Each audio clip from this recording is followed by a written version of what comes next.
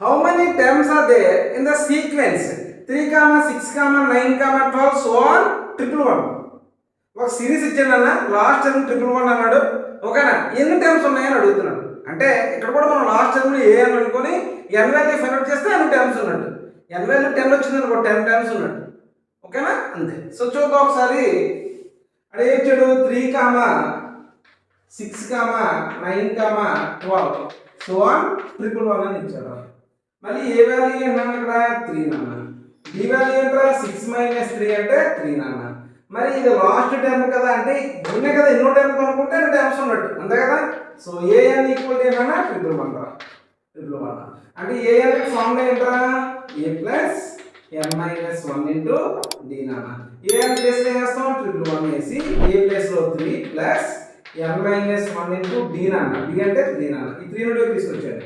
111 - 3 equal to n - 1 into 3 నాన్న. అంటే ఏమవుతుందా 108 equal to n - 1 into 3 నాన్న. 3 3s 9, 3 6 18 రా, right. So n - 1 equal to 36 అయితే n ఈక్వల్ టు 36 ప్లస్ 1 రా, అంటే 37 నాన్న. n ఈక్వల్ ఎంత రా 37 రా. అంటే ఎన్ని టైమ్స్ ఉన్నాయి మొత్తం మనకి 37 టైమ్స్ ఉన్నాయి నాన్న ఈ సిరీస్ లో, అంతే.